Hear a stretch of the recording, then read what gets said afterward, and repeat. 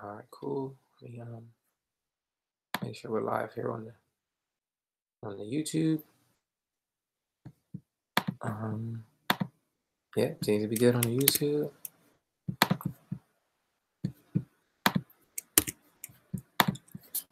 Man, good afternoon, good evening, good day, good night. It all depends on where you're located. Welcome to another. Give me a second here. Another episode of the Owner's Box, USFL only, or the only PS4 connected franchise league with its own talk show. At least the only one that I know of here. That I know of here on the PlayStation. Sorry about the intro, it's a little rough. Just been a crazy hectic day today for myself. Man, a lot of good football been in the league since the last episode on Saturday. We had a great episode, very knowledgeable episode. Shout out to Wild Boar for joining the show last week, man. It was definitely a good one. I went back and watched it myself. It was definitely a good show. Let's get into it, man. Let me get the banner up here. Find out what's going on with the Google Hangouts right now. I don't know what's up with that, but trying to get the banner up. But either way, it's fine. So let's jump right into some things, man. Again, my apologies for the rush. I was just been a crazy day. Let's jump into some of the records currently. AFC is looking very competitive. I honestly, both sides of the ball looking very competitive. Jets at 11-0, Jags 10-1, Raiders 8-2, Steelers 6-4, Chiefs 7-3, and the Titans 6-4. That's pretty cool. The shocking thing about all that is the Broncos are 7-4. I was on Doc heavy last season about get it together. You know, tease them, and he seemed to, finally turn it around. I think that the addition of Robbie Anderson, having that receiver, he got a bunch of them old guys off of the team, which allowed him to get some new young people up there. Really helped. Sorry about that. Really helped open up his offensive book. He's taking more shots. He's doing, he's doing all the things that I pretty much asked him to stop doing. As far as like playing conservative, just take the shots, man. Use your quarterback and your running back more in an open space style offense, and he's been doing it, which I think is pretty dope. Jacksonville is definitely impressive at 10-1. Even though you would think that, I always see them saying that the Miles Jack trade, I appreciate I got the better end of the deal, but it doesn't seem to really matter. The system that he's running, I know he likes to call it the no-fly zone, seems to still be working for him. Shout out to him for that. I don't get to play him this year to really test that no-fly zone theory. Unfortunately, I would have loved to have done that. I owe Earl Thomas some some stiff arms, some spin moves, some juke, some things like that. So maybe if the stars align right and we both get to the dance to do the damn thing, we can make that happen. Raiders consistently 8-2. No shock there. It is a shock to see that the Steelers are back, organized chaos. Back on top of their division. I know the Browns are kind of struggling this year. It's almost like how the NFL calls it the sophomore year. I think the Browns is going through that right now. Where last year we didn't really know a lot about him, and he ran a lot of things that when you don't really have no film, nobody really watch your games, things like that. You kind of stay on the radar. People just jump in game with you, and they try to figure out and adjust. But the fact that you made it to an AFC Championship your first year, really then people take you a little bit more serious. So they start looking for your games. They start subscribing to your Twitch or whatever, and then they start to get the notifications. They start to break it down. They start to see your tendencies. So now that the film is out and things like that, it's almost that feel for you, Brown. So I don't know where you stand at right now. I see 4-6. I mean, still a lot of football left. You can win out, and then that the sophomore year jinx kind of wouldn't really matter to you. But it is definitely a difference your second year around, especially in this league when we got we take things a little bit more seriously, and I think the show also now keeps people even more focused. So, but it's cool to see the Steelers up, top of his division. I'll tease them about being being only at the top of his division because he had a lot of CPU games or whatever. But he admitted to some of that being as well. But this year he's kind of grinding it out. Stuck to his quarterback, organized chaos. He had a chance, in the Redskins game, but I think that's always going to be his Achilles heel. Having no real strategy when you're down, or no real scheme when you're down, having no real game plan when you're down. He just winging it and winging it. Sometimes it's cool, but then sometimes you really just need a good 3 or 4 go-to plays when you just need them certain yards. And um, that's just my personal opinion. I can't run that organized style chaos. Even if I start winging it, I'm still kind of picking plays that would fit in pieces of my scheme. So that's just me. But hey, if it's working, who am I? Who am I to judge that? You know what I'm saying? Continue to do what you do. Chiefs 7-3. I'm looking to make that 7-4. We lock up this week. We're going to definitely play the game today. I was trying to get in early today, but I couldn't. Has a bunch of things to do. We got a crazy afternoon. Got to get the little ones here shortly. So, but we'll definitely lock up. We'll make that happen. I'm really looking forward to that game. In my opinion, I thought that should have been a Super Bowl last year, but I choked in the NFC playoffs. That was on me. But now I get to see, is Eric Berry the real deal? Is he overrated? Is he just old? Is he past his prime this season? I keep hearing a lot of things about him. Don't throw it to his way. He got these 2 good safeties. Yeah. I hear you. I'm not gonna change my game plan. I'm not gonna switch up my whatever. Just do what I continue to do. For me, I'm trying to win out. Because I see how the NFC is going. A lot of teams, I'm only like a game and a half away from tying with everybody. So it's just quick touch on the NFC before I get over there. And then the Titans, I know he wanted to go 10-6. He's now currently 6-4. I think that's pretty cool. He did want to improve, so he's kind of like at the 50-50 chance for him to improve. He can actually, you have the keys to your own vehicle at this point, man. You're 6-4. You can definitely hit that 10-6 mark that you wanted to do, or you can lose 3 and then go 9-7. So it's really up to you. I don't see nobody really. I mean, the only team you really have to worry about at this point is Doc. I mean, the Colts have a tie, so that's going to kind of hurt him. So Titans, if you're watching, definitely, it's on you. It's all on you. You can do, you control your own destiny. Now let's talk about a team who is surprisingly not in the top 6 of the AFC, and that's the Patriots. This Madden, every Madden to me is different. I rate people differently every Madden. What you did in Madden 15 is irrelevant. In Madden 18, what you did in Madden 16 is irrelevant. What you did in Madden 17, to me, is irrelevant. I've done some great things in each one of those Maddens. For me, that's to pass, unless we're going to start up that league again. But this Madden, the Patriots have been kind of doing their thing. He was in the Brady era, and I think he dominated. He did what he's supposed to do. He had the Brady era. Unfortunately, he came up short. He didn't win no Super Bowls, but he still played very well. Now, post Brady era, and let's be honest, it's only year 1 without Brady. But even without Brady for the first year, you are 5-5. You're at 500, where you were consistently at the top of the AFC for these first 3 years of this league, and that's tough. That's tough for you, Strong. Watching your games, you're still kind of running the same plays, kind of doing the same things. Your quarterback, to me, is decent. He can do almost like what Brady can do, but I mean, he's not Brady. Of course, he doesn't have 99s everywhere, but he can still make the throws and things like that. I think this year is on you. This one is on you. Like, you have to figure it out. Like, the Dolphins aren't putting the pressure on you. The Jets are clearly on a level that you're not playing at this season. So for you to still be 5-5, I know some teams have gotten better in the AFC, but there's no excuse for you not to even be in this top 6 when you've been in the top 6 for the last 3. Again, there's been a lot of football left. I mean, that same comment can be made to myself, as I started off rough a little bit, and now I had turned around to be 6-4. I mean, I'm only a game and a half ahead of you. The difference is I consistently play at a certain level. I thought you figured that formula out as well for you this year. Not saying that you haven't. It's just, again, for you to be dominant for the first 3 seasons and then not this season, it's surprising. Ninth. We're talking about 2 wins away, 2 losses away, and you're not even in the playoffs no more. So, it'll be interesting to see how you bounce back.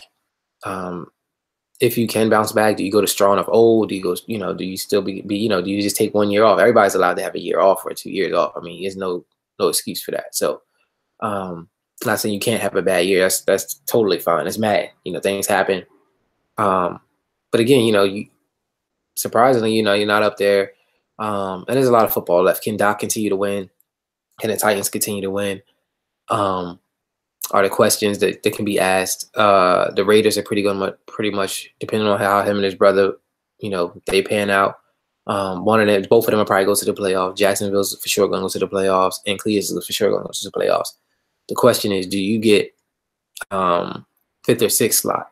And then how do you do that based on your schedule and things like that? So I think that should be a focus. So now jumping to the NFC side of the ball, 49ers are #1 currently. Shout out to Wop's little brother. Cool dude. Hopefully I can get him on the show soon. Deep Ball Jr. He's got a lot of, got a couple sim wins. But hey, that's not your fault. People are available, people not available. That's not your fault. You're winning the games that you're supposed to. You're beating Seattle. Glad to see you up there. I think you being there and winning, and then also beating Boone or splitting with Boone or however that matchup goes. I think that really forces him to play better, keeps him on his toes, doesn't allow him to do the cruise control, things like that. Shout out to Creasy and the Vikings, 9-2. He said he's going to win the NFC North this season. I think he can do it. I think the Green Bay Packers owner, somehow wasn't available. I think he done that by choice. And then he ended up taking a sim loss anyway. Again, I think you guys have to play one more time in the season. He can't really run from you forever. So even if he decides to, you probably guys are winning in the playoffs. Definitely don't let up. Continue. I mean, if you're gonna play people, play them how you played me. And I think you'll be fine, man. Definitely looking forward to seeing you in the playoffs. I told you that, and I mean that. So we'll touch up again on that in the playoffs. So Redskins at 8-2. It seems that the 16-0 Eagles are not going to be 16-0. They're actually 6-4. And me and Ty and I talk about it all the time. And what I like to call it, I'll probably theme this episode around is consistency. And can people play at a consistent level and things like that? Now, early in the season, how I know myself, Ty, and I know Boone, me and him speak on it a lot. We kind of break the season into like sections or quarters. So like, let's just keep it in a football theme. Like the first quarter of the league, the first quarter of the season, we kind of passed that in the first, let's say 5 games. You see teams, I was 2-3, certain teams were 4 and this and 3 and this and this and that. And now we're in like quarter 2 when you go from like week 5 to week 10, and then you start to see the division between the guys who can say at a consistent level and the guys who are who they are, and that's no disrespect to the guys who they are. Everybody can't go 6-0. Everybody can't win. Someone always has to lose. But the consistency of, do you continue to stay losing or do you continue to stay winning? As we enter this here, what I like to call the third quarter of the season, and this is where like the meat and potatoes of the season come, because you'll really start to see guys who are positioning themselves in playoffs, trying to win these playoffs games and treating every game like a playoff game, and then win it and then continue to win the winner division, things like that. And then in the fourth quarter, it's all about placement for the playoffs, and that's my mentality. And then I talked to Boone about it. Me and him talk all the time, like. If he loses, like he had the loss. I think one loss to San Fran or whoever he lost to. He lost a tough one in Green Bay. I was like, yo, don't worry about it. Like he got that one and that one now, but then in the playoffs, you'll get that one back. Like don't focus on that loss. Focus on not making that same mistake again in the playoffs. So that way you don't have to worry about even going. That never happens again. So we kind of like break this season into sections, and then if you do that like that, you can play consistently. In them sections, it's a whole complete different turnaround. So you do week 1 through 5. If you only got 5 games, you break them to 5 games. You think, all right, I just got to go 3-2 in each 5 of these quarters. Let's say each 4 of these quarters. That's 15 games. Of course, one might get away from you, and that's what happens when the one gets away from you. So that's the level that that's the level or the mentality I try to have to play at a consistent level. And I know certain guys I talk to about doing that. Speaking of that, I'm back at the top of the division. And the Panthers, who had the division early on in that first quarter, what I like to call it, is now down 5-6. We play again later in the season, so I'm not going to let him win it. the second time. Ronnie, you had your chance to win the division. I talked about it. Me and Ty talked about it. Me and Boone talked about it. I told him, like, yo, I'm not letting him win the division. And can he consistently play at that level? So thank you for being the guy who you are. And that's no shot, no diss, no nothing like that. I just knew, taking notes, like, okay, watching your games and things like that, and seeing you unravel on certain points, I was like, okay, he's trying, but he's not focused as much as focused as I am. So that allowed me to get the division back. And we'll see how my rest of my schedule pans out. But it definitely, I'm only like 2 games up. So if I lose this game, you 6-5. You win this game, you're 6-6. Then we'll address that comment on Saturday. You know what I'm saying? So you're more than welcome to rebuttal that on Saturday and things like that. Green Bay's 8-2, no surprise there. You could say plays at a consistent level. He just doesn't get to the Super Bowl. Well, he doesn't win Super Bowls. He made it once, so it doesn't get to the Super. He doesn't win them. And then Boone is 8-3. Eagles and the Giants are Eagles 6-4, Giants 6-5. I think is interesting. Both of them being at the level that they are. Eagles have been winning some games, and he's kind of slowing down. I think the Tide beating him the first time and showing that how the formula beating him kind of opened it up. Then he had another rough game right after that with the Redskins. And then he took a couple other losses. I think he has more pressure on him, than he probably anticipated. Starting off to like a 5-0 start or whatever that was, or 6-0 start. Because Ty now is up a game of 500. I know he's focused on winning more games. I know he wants to really, really go back to the player that he once was. 2 seasons ago, he hasn't made the playoffs last season. I know he's really trying to make the playoffs this season. So it'll be interesting to see if he does, continue to, roll forward and things like that, or does the Eagles fold and then, not be able to make even the playoffs. The guy who was going to go 16-0, to now 6-4, but I mean, I didn't make the playoffs. So we'll definitely see how the NFC East turns out. I think that division is super competitive. Even Moondog, even though his record isn't that great, he still comes to play every game. And he treats every game like a good game. So I think that's kind of dope for him. Players of the week last week: Devontae Freeman, 14 rushes, 115 yards, 5 touchdowns. 5 touchdowns are probably the reason why he got up there. 115 yards that's light in this league. I mean, I've seen guys. I mean, the Detroit guy ran damn near 250 on me. So, and then we have Taylor Johns, the middle linebacker, 10 tackles, 2 sacks, and a forced fumble. Again, San Fran is playing some amazing football right now. Definitely interesting to see how far he can go with that team. We'll go with some passing leaders, some quick stats. Passing leaders are Wyatt Holloway Sr. Rushing is Dylan Tucker. Odell Beckham is leading in receiving yards. And then the interceptions is Bartram. And then and then Dak Prescott is right there behind him. So those are just pretty much the overall daddy league stats. I do want to talk about I guess my Madden tip for this episode. What would it be? I guess still now, like, people are still having issues with the out routes and the C routes and things like that. I mean, I even had to go back and kind of like adjust it and things like that. So I guess the tip would be understanding how the zones work, especially from cornerbacks to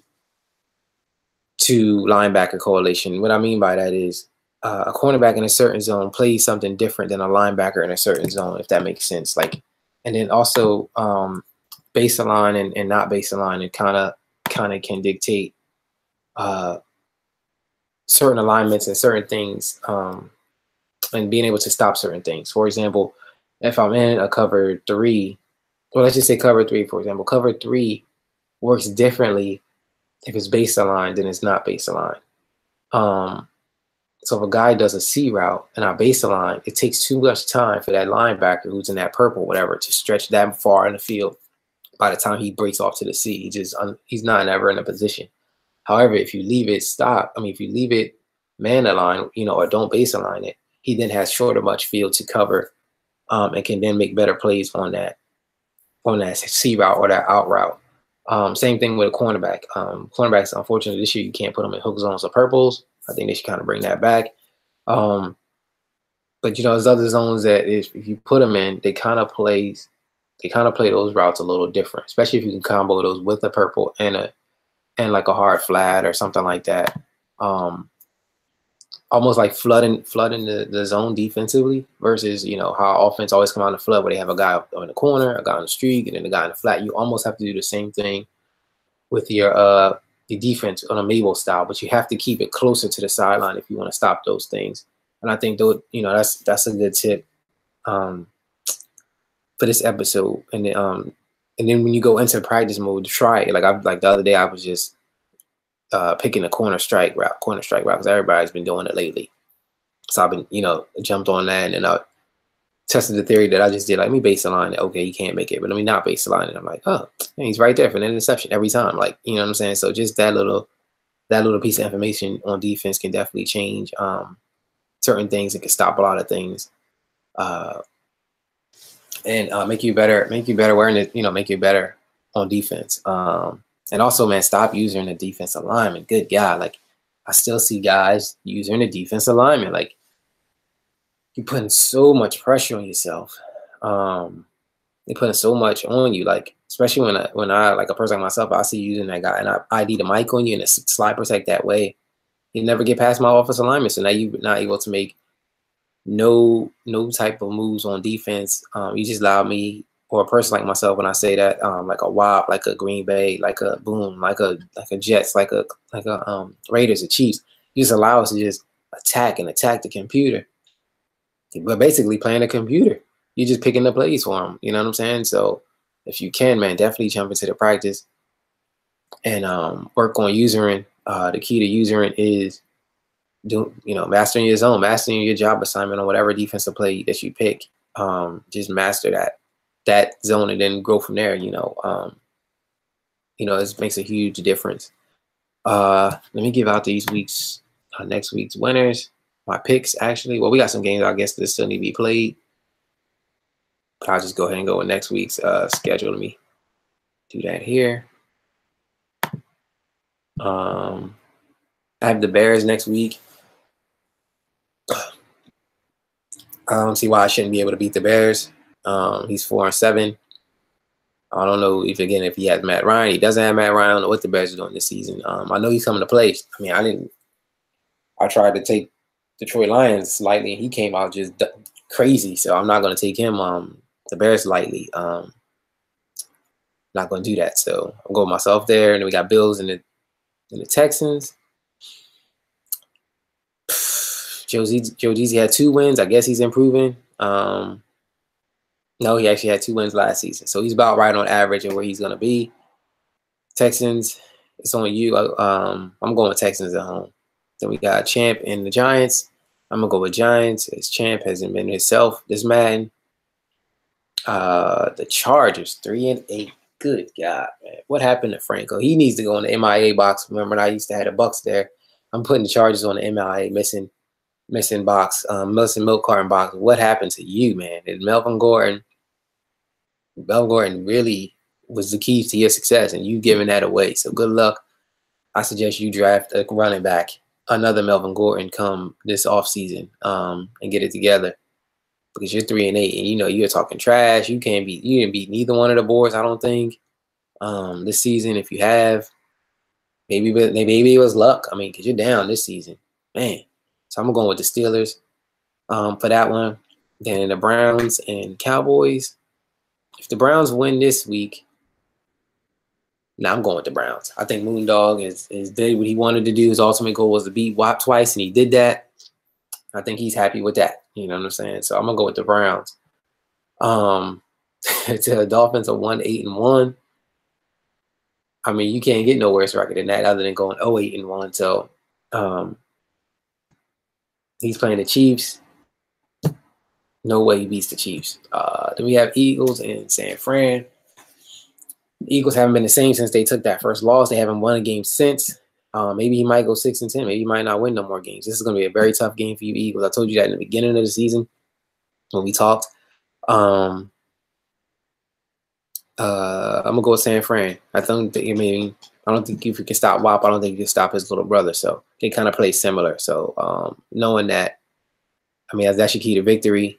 Treat him as you would treat the Redskins, and you might come out better on that. Then the Jets and the Broncos.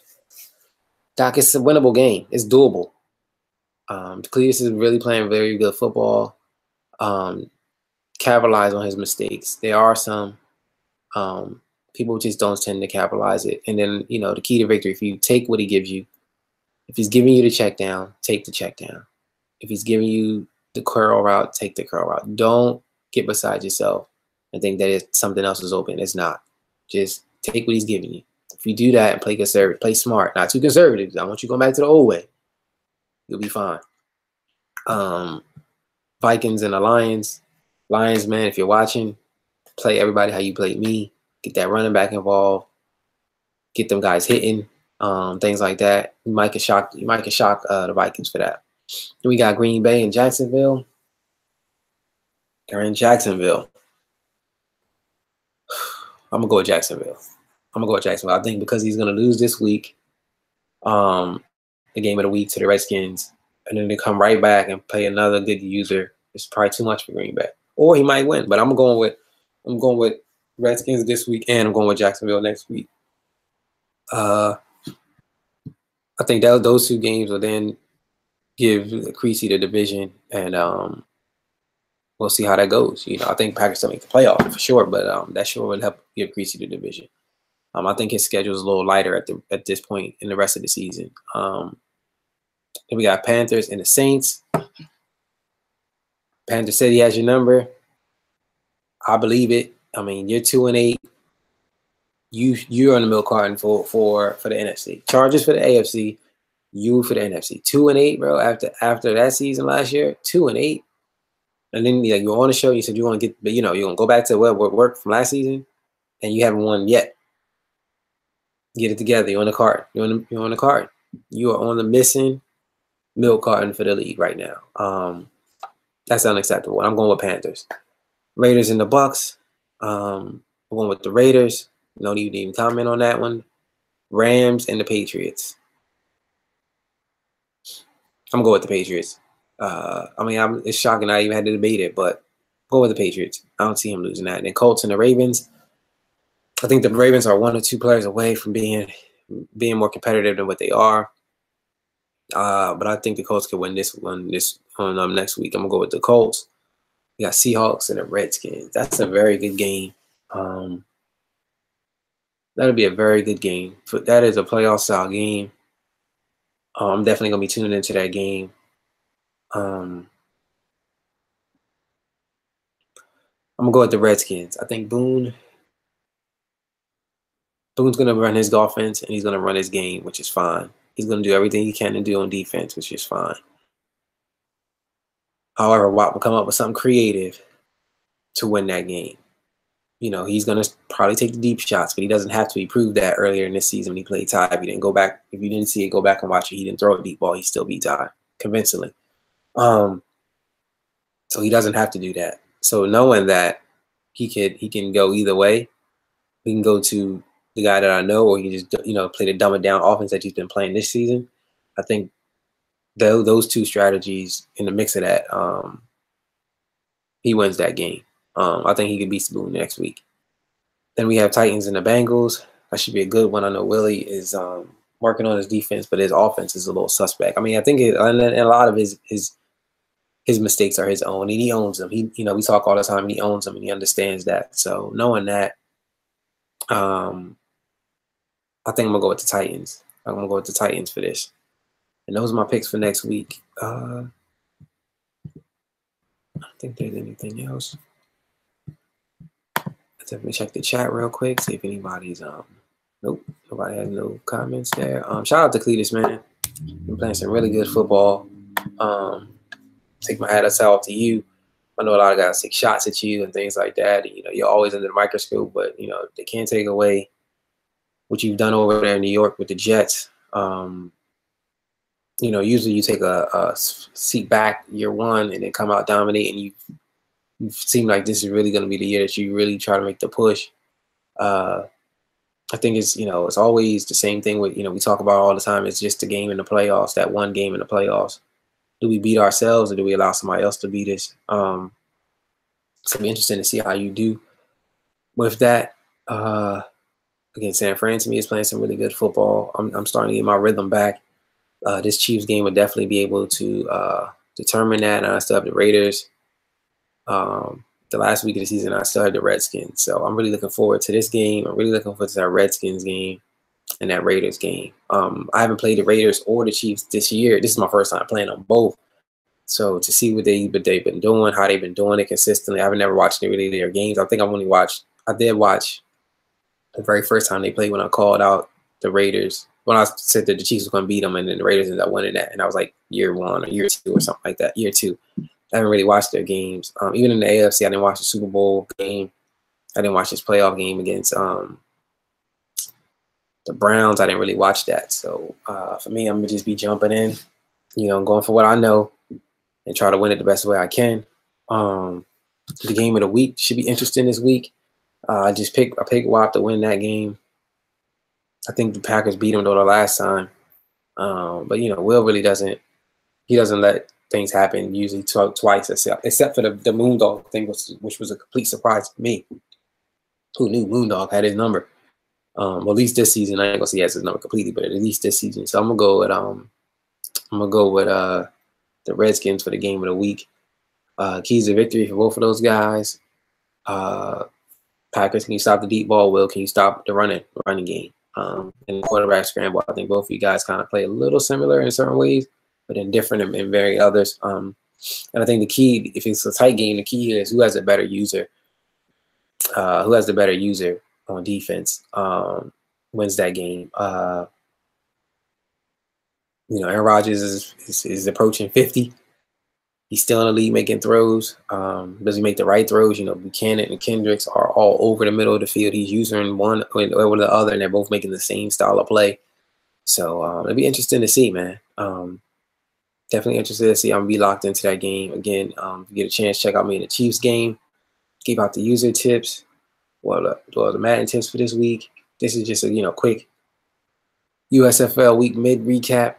Let me see who else can I give props to or give a reality check to really quick. No, I think that's pretty much it, man. I'm gonna go ahead and jump off here. I gotta go get the little ones.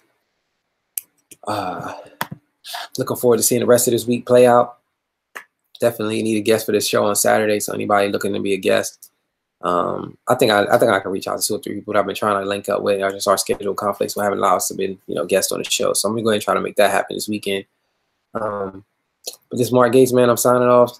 Sorry for the quick, episode 19, episode 20. I'll bring, make sure it's a killer episode. I'm gonna dive in more with some things to show some things probably on the PlayStation. I'm kind of mapping episode 20 out for Saturday. So thank you guys for tuning in. Again, this was a real quick mid-season or midweek recap. Again, the theme for this, or the key, what I built this episode around, is consistency, being able to play at a consistent level. And if it's easier for you to just break down the season in quarters per 5 games, and then trying to win the best out of them 5 games, like 3-2, 3-2, 3-2, or whatever, 4-1 or 5-0. So that helps. That helps anybody change their mindset. It helps them take it a little bit more serious. I hope that works out for you guys. But Mark Gates, Owners Box, USFL League, man. I'm signing off. Peace.